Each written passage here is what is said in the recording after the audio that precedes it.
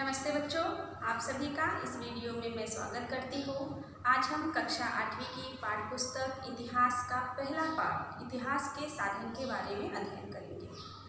देखो बच्चों, आप सभी इसके पहले प्राचीन भारत का इतिहास और मध्ययुगीन भारत के इतिहास के बारे में अध्ययन किया। इस वर्ष हम आधुनिक भारत के प्रमुख साधनों के बारे में जानकारी प्राप्त करेंगे प्रस्तुत पाठ में इतिहास के साधन के अंतर्गत। तो सबसे पहले हम देखेंगे इतिहास क्या है। देखो बच्चों, अतीत की उन सभी घटनाओं को हम इतिहास के अंतर्गत रखते हैं जो आज से पहले जो घटित हो चुका है, यानी कि प्राचीन काल से अब तक इस पृथ्वी पर जो कुछ भी हुआ है वह सब इतिहास के अंतर्गत आते हैं। लेकिन अतीत की उन सभी बातों को हम इतिहास के अंतर्गत नहीं ले सकते हैं। इतिहास को लिखने के लिए कुछ प्रमाणिक साधनों की जरूरत होती है, जिसके आधार पर हम अतीत की बातों को कालक्रम अनुसार सुसंगठित रूप से लिखते हैं और उसी को ही हम इतिहास कहते हैं। देखो बच्चों, इतिहास के जो प्रमुख घटक होते हैं इतिहास को लिखने के, वो 4 घटक होते हैं। अगर हम किसी भी घटना का इतिहास लिखते हैं तो उसके लिए हमें 4 चीज़ों की आवश्यकता होती है। पहले तो व्यक्ति, स्थान, घटना और काल। इन 4 घटक के आधार पर इतिहास लिखा जाता है। प्रस्तुत पाठ में हम आधुनिक भारत के इतिहास के साधन के बारे में जानकारी प्राप्त करेंगे। इतिहास के साधन के अंतर्गत प्रमुख रूप से 3 साधनों का समावेश होता है। भौतिक साधन, लिखित साधन और मौखिक साधन का समावेश होता है। लेकिन आधुनिक भारत में वैज्ञानिक तकनीकी का विकास होने के साथ साथ तो दृश्य और श्रव्य साधनों का भी समावेश इतिहास के साधनों में किया गया। तो सबसे पहले हम देखेंगे भौतिक साधन। देखो बच्चों, भौतिक साधन के अंतर्गत किन किन साधनों का समावेश होता है, इसे समझने के लिए आप ब्लैक बोर्ड पर ध्यान दीजिए कि भौतिक साधन क्या है। तो देखो बच्चों,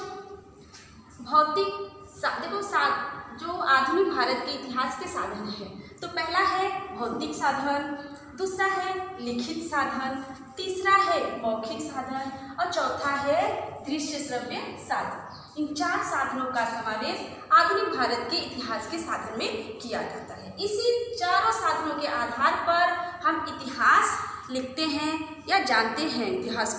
इतिहास के बारे में अगर हमें अध्ययन करना है तो इन 4 साधनों के बारे में हमें जानना है। तो सबसे पहले है भौतिक साधन। देखो बच्चों, भौतिक साधन क्या है, जैसे कि ये इस कालखंड में भौतिक साधन के अंतर्गत इन 2 साधनों का समावेश है। पहला है भवन और वास्तु, प्रतिमाएं और स्मारक। भवन और वास्तु क्या है, यहाँ पे आप ध्यान दीजिए, भवन व वास्तु यहाँ पे लिखा है इस कालखंड में। और मैं किस कालखंड की बात कर रही हूँ बच्चों, ये जो हम आधुनिक भारत का इतिहास के बारे में जानकारी प्राप्त कर रहे हैं वह अधिकतर विशेषकर अंग्रेजी सत्ताधीशों और भारतीय रियासतदारों के कालखंड की जो शासन व्यवस्था है उस कालखंड के बारे में हम बात कर रहे हैं इस पाठ में। तो यहाँ पे है वस्तु और भवन। जैसे अंग्रेजी शासन करने के लिए अंग्रेज सरकार ने बहुत सारे भवनों का निर्माण किया, जैसे कि भवन, प्रशासन चलाने के लिए कार्यालय,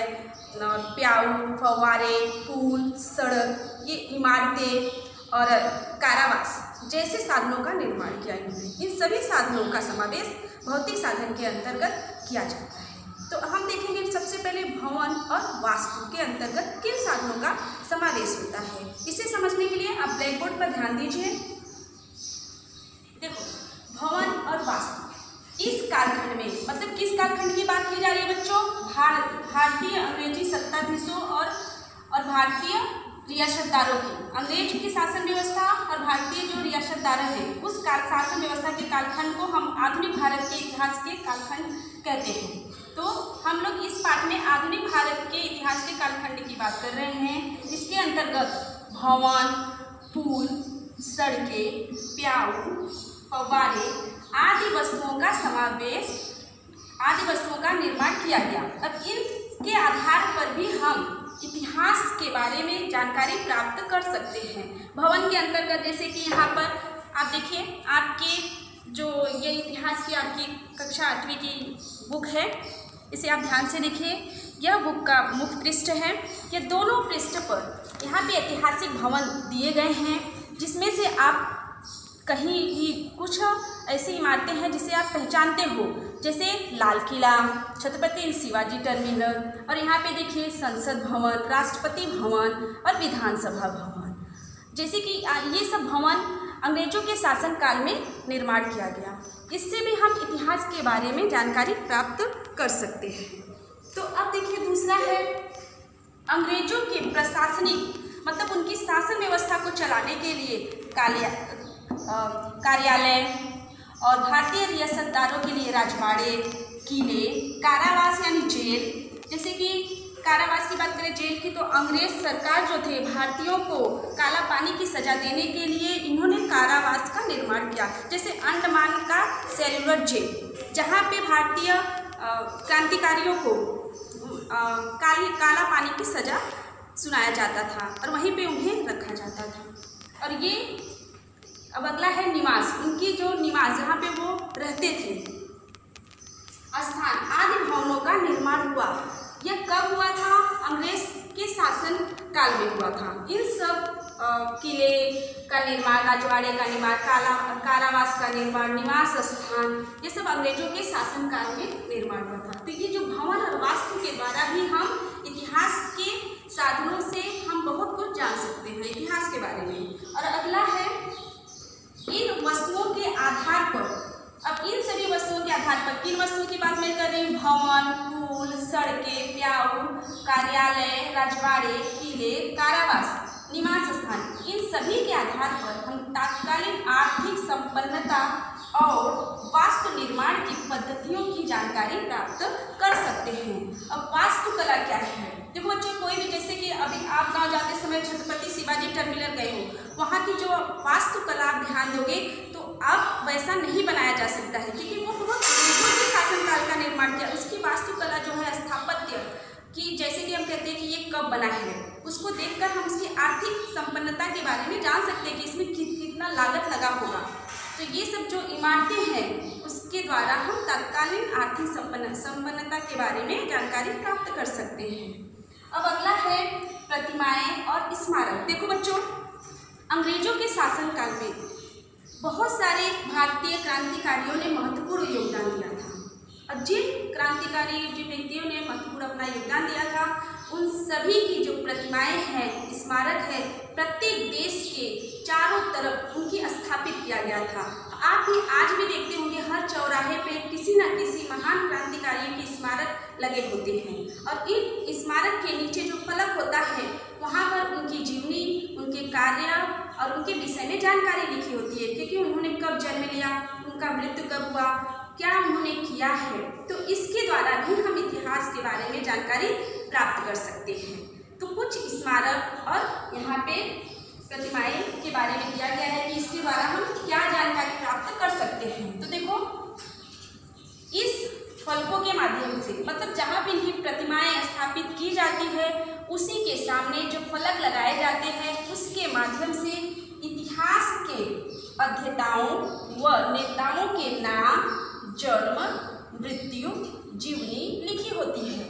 मतलब उस फलक पे उनके बारे में पूरा उनके बारे में जानकारी, उनके कार्य के बारे में लिखा होता है, जिसके बारे में हम इतिहास की जानकारी प्राप्त कर सकते हैं। देखो अगला है, इसके द्वारा संबंधित व्यक्तियों की विशेषताओं व वास्तु तथा घटना की जानकारी भी मिलती है। अब देखो, मतलब उनका कौन सी घटना में मृत्यु हुई थी, ये कब स्थापित किया गया था यह स्मारक, इस सब की जानकारी हमें प्रतिमाएं और स्मारक के द्वारा प्राप्त होती है।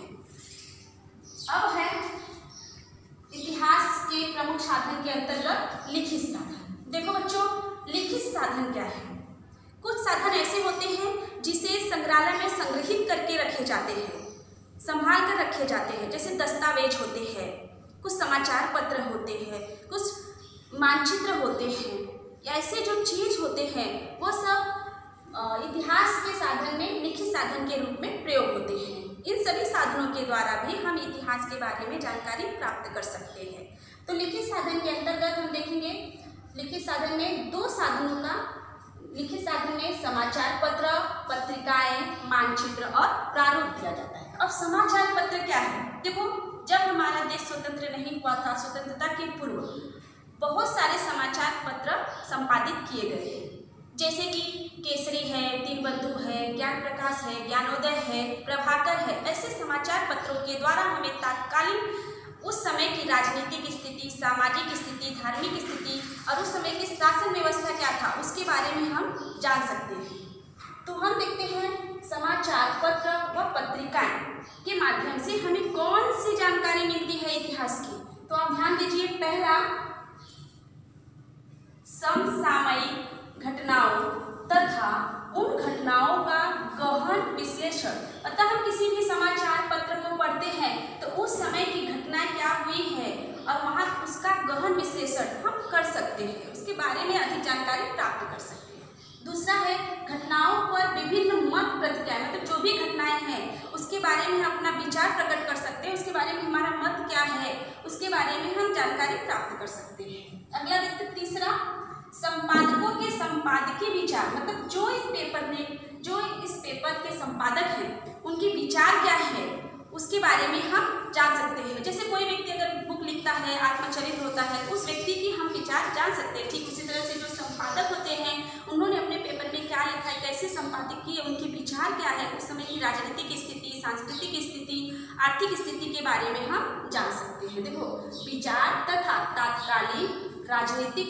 सामाजिक तथा सांस्कृतिक गतिविधियां हम जान सकते हैं इन समाचार के लिखित साधन के रूप में हम प्रयोग करते हैं इतिहास को जानने के लिए। अगला है मानचित्र और प्रारूप। देखो बच्चों, मानचित्र और प्रारूप क्या है? अंग्रेजी शासन ने जब हमारे देश में अंग्रेजों का शासन था उस समय उन्होंने भारत देश के प्रत्येक प्रांत और शहर का वैज्ञानिक तरीके से उन्होंने सर्वेक्षण किया और फिर उसके प्रारूप, मानचित्र का प्रारूप तैयार किया, जिससे मानचित्र से हमें क्या पता चलता है, किसी भी शहर, किसी भी देश की बदलते स्वरूप के बारे में पता चलता है और कौन सा देश कितना विकास करता है वो हमें मानचित्र के द्वारा पता चलता है। और हम किसी भी स्थान पर आसानी से जा सकते हैं, आ सकते हैं, मानचित्र के द्वारा ही हम इसके बारे में जानते हैं। मानचित्र और जो प्रारूप है उसको भी हम लिखित साधन के अंतर्गत रखते हैं। तो अब देखते हैं इसके द्वारा हमें क्या जानकारी मिलती है इतिहास की। देखो, मानचित्र और प्रारूप। मानचित्रों के माध्यम से शहरों अथवा स्थानों के बदलते स्वरूप के बारे में जानकारी प्राप्त किया जा सकता है।